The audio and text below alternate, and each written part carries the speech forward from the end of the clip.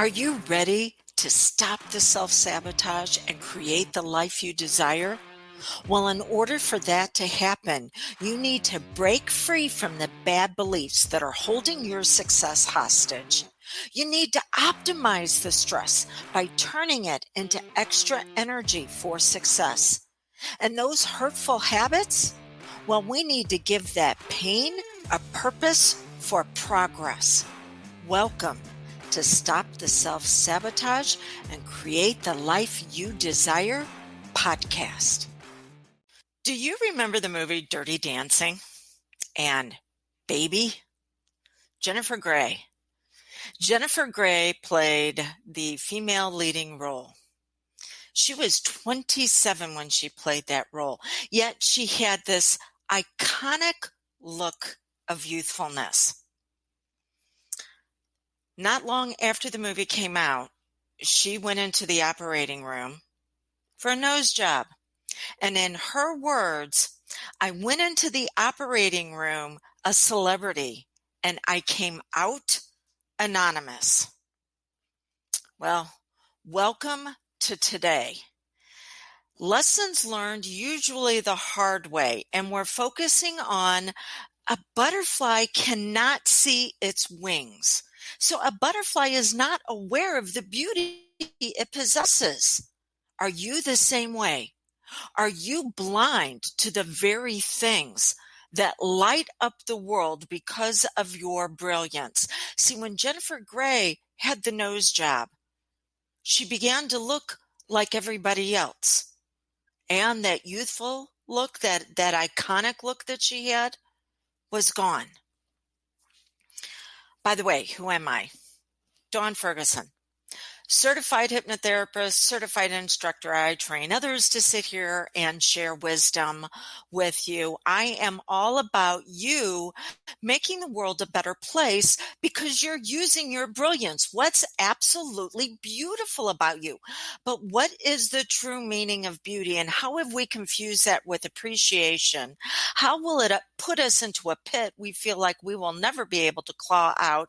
And what are the 3 simple steps you can take starting today to reveal who you really are? Okay, so what is the true meaning of beauty? Beauty simply means the externalization of inner harmony. That's the reason why you can look at a weed in a garden and go, that is absolutely gorgeous. It's also the reason why you can look at someone who, by all definitions and standards of the people who are at the top of the bell curve that we're going to talk about in a minute for beauty, that they don't meet any of those requirements at all. And yet you can look at them and you can see a uniqueness that sometimes can take your breath away. So, a bell curve. What does that have to do with beauty? Well, if you think of a bell curve, how it's got a line that starts out and then it's got where the mound goes up and then the line flattens out again. Well, people believe that being at the peak, being at the top, is actually what they want to experience in beauty. And everybody is trying to claw their way up there. Now, I have nothing against bringing yourself out at your very best, whether you want to use, okay, yeah, my hair definitely got those roots touched up. Am I using mascara to make my eyes look larger? Yes. Do I wear clothing that accentuates what I feel are the best parts? Most definitely. But I do it for me, not because I want to fit into the standard of someone else. I did that at one time. And I weighed 80 pounds as an anorexic. I'll get to that in a moment. Okay, so everybody's trying to climb their way up to the top for this standard of beauty, for this narrow field that others will appreciate us, then they'll see us. Well, let's take that bell curve and let's turn it the other direction. Let's turn it upside down. Now it's not a mound you climb up, it's a pit that you have fallen into. And you will definitely be clawing. It's what I call the pit of appreciation. It's where you're doing things because you hope somebody can come along and finally see who you really are. But they're not going to see that because your wound of being so needy and needing that appreciation is going to trigger their wound of if they do appreciate you, it's because they're going to get something out of it because they're down in the pit with you. They're looking to latch onto you so they can get out. Or they're going to be triggered in a way where they feel that they can use you. So beauty, when it is done by the standards of someone else, when you want to be appreciated, will always hold you back. It'll hold you down because you never experience what's known as transfer of authority or transfer of power, where you're beautiful because you're bringing out the best parts that you value, not what someone else wants you to be. By the way, if you have joined me live, if at any time you feel that you hear something that can assist you, like the 3-part system I'm going to use for beauty. And remember, beauty is simply the externalization of inner harmony. It is your self-worth, what you value. It is your self-esteem, the image you hold of yourself in your mind. And it is your self-confidence, how you're acting on who you really are. So that's your pyramid of power that I'm going to be doing a transfer of authority to you later on with your 3-part system. If at any point you feel like, yes, this is something that can assist me, or I've learned something, this is how I want to move forward with it, give me a shout out below with your hashtag aha, because at the end of the month, everyone that has done that is going to be put into a drawing, a random drawing, to receive one of my Dreams into Reality courses. By the way, podcasters, if you're catching this on Stop the Self-Sabotage and Create the Life You Desire podcast, you need to jump on over to Facebook, Ferguson and Associates, to be able to join me live or catch the replay, comment to be able to put into the drawing. Okay, so we've talked about how you've confused appreciation with beauty. Appreciation says you're going to be okay because someone else has found you okay. And there's a wounded part of you because others did not find you okay.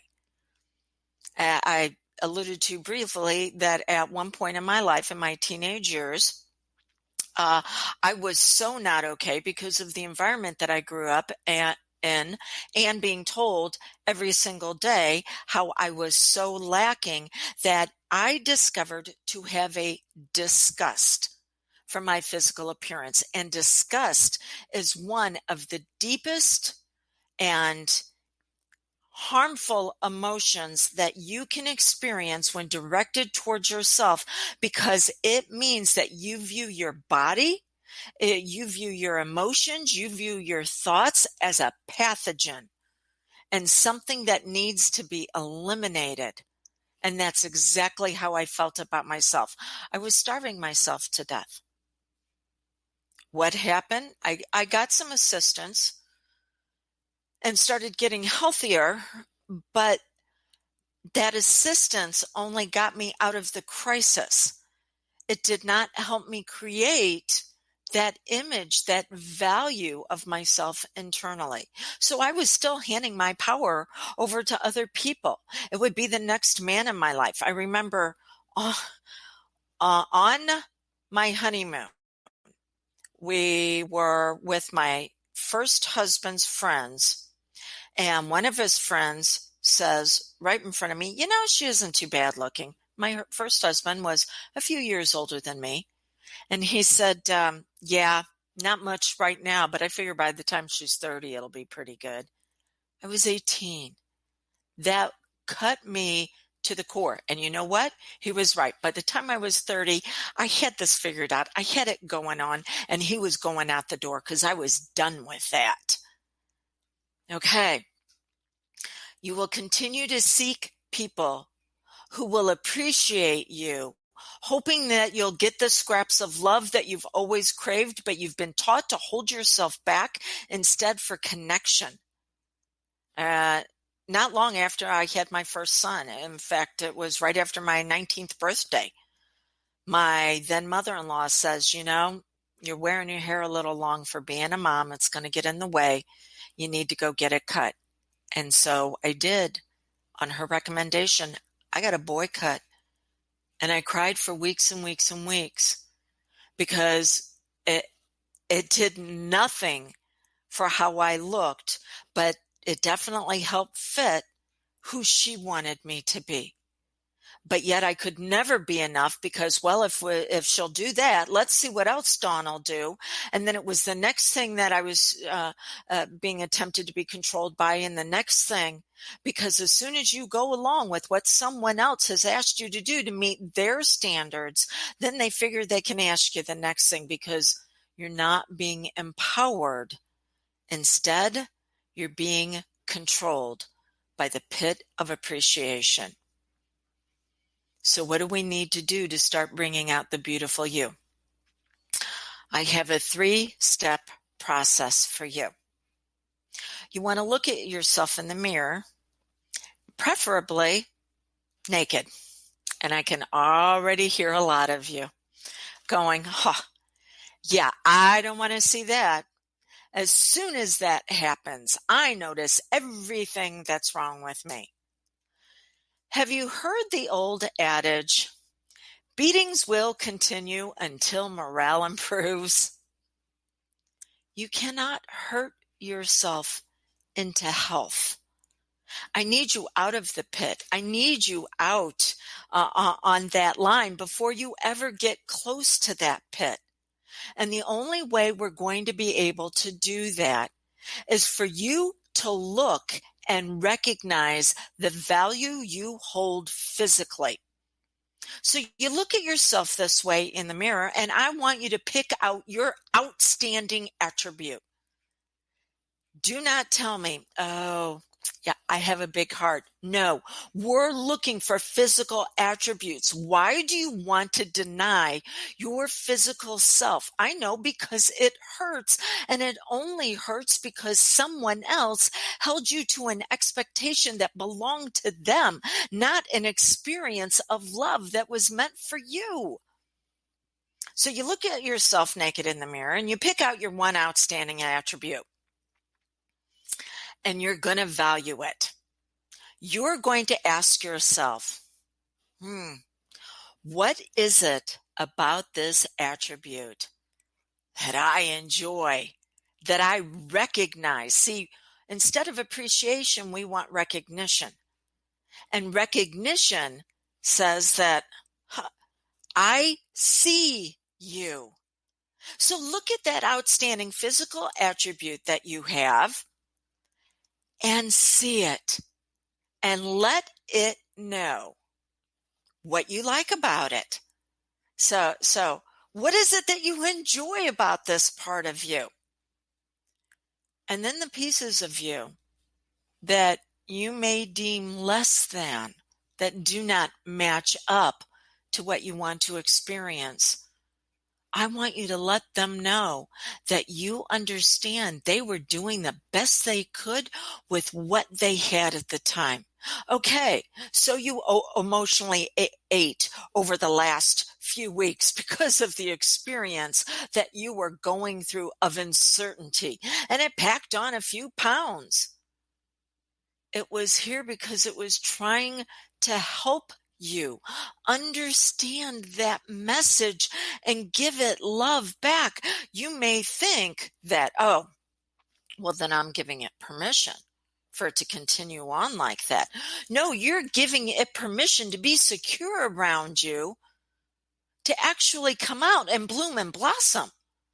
Because if you're going to tell the different pieces of you that they're not okay, then you're going to be pulled apart because you're not even secure being who you really are with yourself.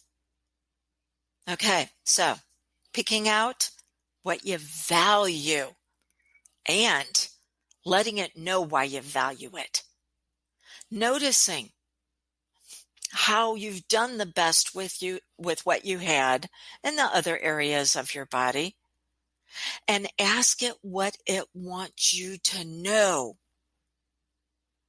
May take 72 hours before you hear an answer back on that one. It's going to wait and see, can it really trust you? And then the last step that you want to take is you want to say, what do we want more of? What do we want more of as far as love and beauty and recognition and revealing who we really are? See, when I do hypnosis for my clients in this type of area, this is not what's known as a transformation session where the caterpillar turns into the beautiful butterfly. No, you're already the beautiful butterfly. You cannot see it. You cannot see your own wings. This is revelation, revealing who you really are. Both what's phenomenal and what could continue to move you forward. Okay. As always, if you have any questions on this, you can reach out to me, 636-699-7791. If you have questions on just what I shared, or maybe you want a revelation consult, what is it that you need to know about you, revealing who you really are? You can text that to 636-699-7791. A butterfly cannot see its beautiful wings because it doesn't have that level of conscious awareness. You are the one entity or energetic in the universe that we're aware of at this point that has that ability of awareness of what you truly possess. It's time to bring that awareness home to your heart and love yourself into revealing who you really are. Thank you so much, and I look forward to meeting the real you.